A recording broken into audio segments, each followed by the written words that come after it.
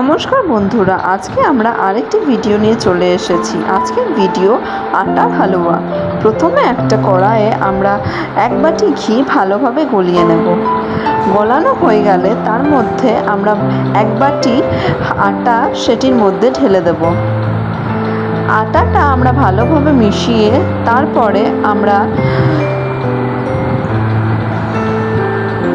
আটাটা যখন রঙটা বদলে যাবে তখন আমরা সেটির মধ্যে এক বাটি চিনি ঢেলে দেব।